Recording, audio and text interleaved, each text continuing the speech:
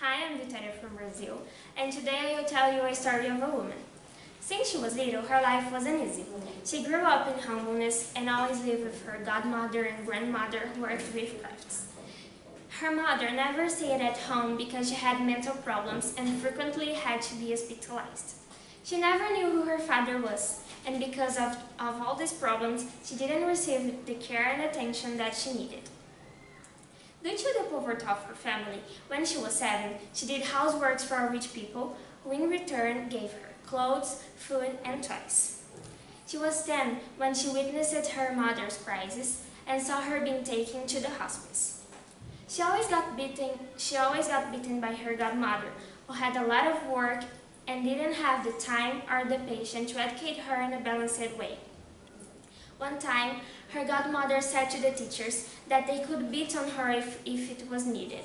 Then, in a math class, when she didn't answer a question correctly, the teacher broke a wooden ruler on her head to punish her.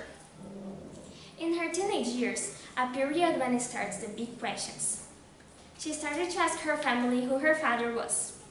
Without any success, she went to her mother, who had just returned from hospice, and asked about her dad, but she didn't answer. The day after that, the teenage girl received the news that her mother had thrown herself off a bridge and died. She felt really guilty about what happened.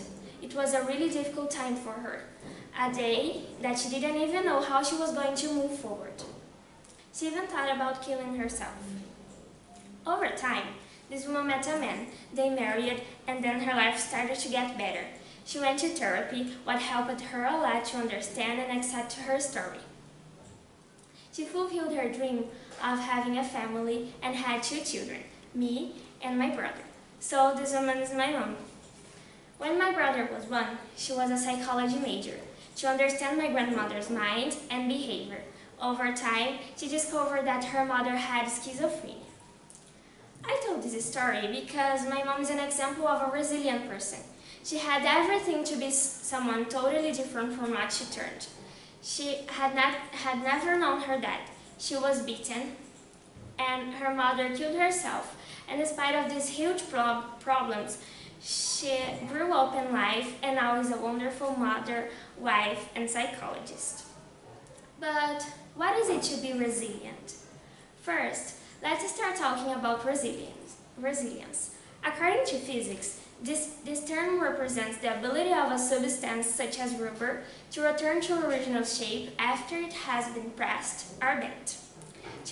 But what about humans? Today in psychology, this term represents the capacity of a human being to survive a trauma, the ability to become strong, healthy, or even successful against something bad happens.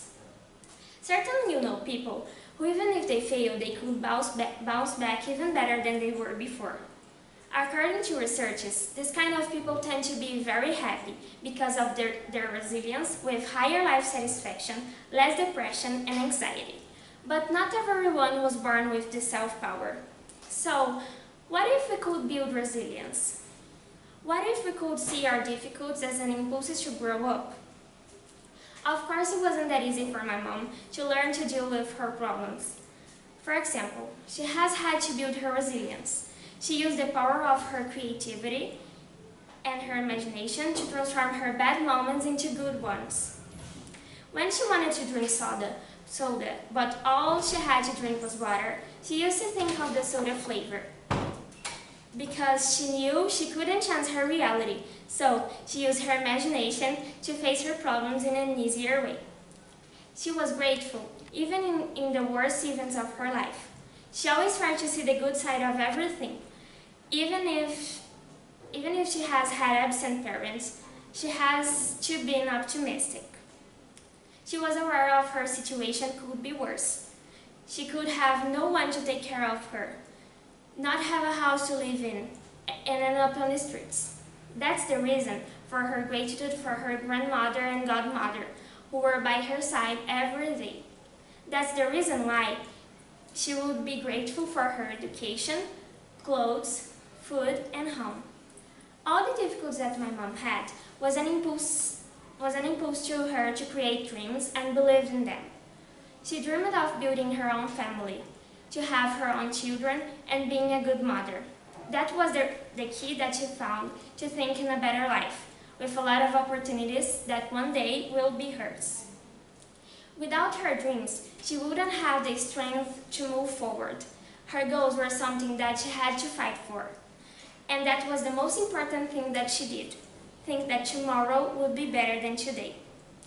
That was a resource that my mom used to become a resilient person. She used her imagination, gratitude, and her dreams to transform her life. She used her mind to tell herself that she could overcome and succeed. That's the reason why we need to do this exercise to become resilient.